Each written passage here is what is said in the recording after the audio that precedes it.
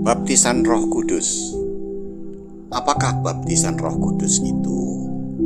Yang pertama, baptisan Roh Kudus terjadi pada saat Pentakosta di Yerusalem. Itu awal-awalnya. Terjadi lebih kurang mungkin sekitar 20 orang yang sedang bersekutu beribadah. Baptisan Roh Kudus juga terjadi saat Petrus berkhotbah di rumah Kornelius. Di situ berkumpul para kerabat, famili dan keluarga Kornelius dan beberapa orang anak buah Kornelius yang beragama Yahudi. Baptisan Roh Kudus juga terjadi pada jemaat Samaria oleh doa Petrus dan Yohanes. Baptisan Roh Kudus juga terjadi atas jemaat Efesus oleh penumpangan tangan Paulus. Dan saat baptisan Roh Kudus itu mereka berbahasa roh dan bernubuat. Lalu, apakah baptisan Roh Kudus itu? Baptisan Roh Kudus adalah kepenuhan Roh Kudus untuk pertama kalinya. Kepenuhan roh atau kepenuhan Roh Kudus ini bisa terjadi berkali-kali, berulang-ulang, dan kapan saja bisa terjadi atas setiap kita. Lalu, apakah kepenuhan roh itu? Kepenuhan Roh Kudus itu. Kepenuhan Roh Kudus adalah lawatan Roh Kudus yang membuat setiap orang merasakan atau melihat dengan hati akan keagungan Allah, akan kasih Allah yang begitu besar, akan kemuliaan Allah yang begitu besar, akan kedahsyatan Allah dan kemahakuasaan Allah, banyak mujizat yang dahsyat, akan kebesaran Allah, sehingga setiap orang menjadi bergejolak emosinya. Sekali lagi, setiap orang menjadi bergejolak emosinya. Dan ngomong-ngomong, kepenuhan Roh Kudus ini seringkali terjadi hanya pada saat ibadah lebih dari satu orang. Dalam ibadah, baik itu ibadah yang kecil maupun ibadah yang besar. Jadi itulah kepenuhan Roh Kudus membuat setiap orang, setiap jemaat mengalami gejolak emosi yang sangat besar. Sebuah perasaan yang susah diungkapkan dengan kata-kata. Orang merasa berhadapan dengan pribadi yang amat agung, yang amat mulia, amat penuh kasih, yang amat baik, dan amat berkuasa, dahsyat. Pada saat itu juga bersamaan orang merasa dirinya kecil, merasa tidak berharga, merasa berhutang budi karena kebaikannya yang luar biasa, dan merasa ingin bersyukur dengan air mata bercucuran tanpa henti-hentinya, ingin mengungkapkan sesuatu tetapi tidak bisa karena memang sangat susah mengungkapkan dengan kata-kata.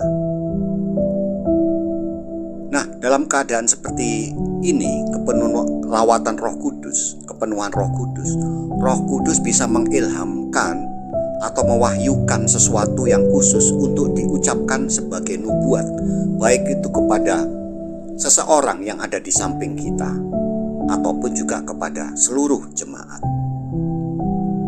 Tetapi tanpa pewahyuan itu pun, hampir semua orang tetap dalam kondisi emosi yang bergejolak dalam ibadah. Dan ibadah-ibadah yang penuh kepenuhan Roh Kudus ini memang yang selalu diharapkan, selalu diusahakan, selalu dikejar oleh gereja-gereja karismatik, gereja-gereja yang memang mengharapkan kepenuhan Roh Kudus. Dalam kepenuhan Roh Kudus, dalam gejolak emosi inilah orang memuji, orang kagum, orang bersyukur kepada Allah dalam bahasa yang tak terpikirkan, karena memang keagungan, kemuliaan, kasih, dan kedahsyatan Allah itu memang tidak dapat diungkapkan dengan kata-kata. Paulus katakan, rohkulah yang berdoa pada saat bahasa roh. Akal budiku tidak. Paulus Tuhan ingin saat kita berdoa dalam bahasa roh itu, saat kita berdoa, hati kita begitu terfokus tanpa terputus.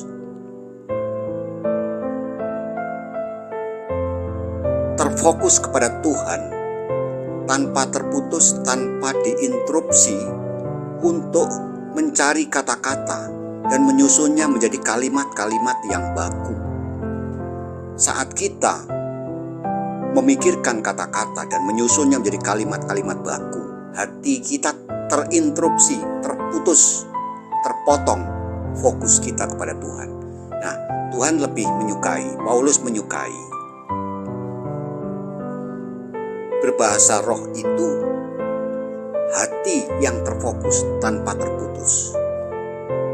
Dalam sebuah buku, hati itu adalah memang bagian dari roh. Jadi berbahasa roh itu adalah menyembah dengan hati, berdoa dengan hati,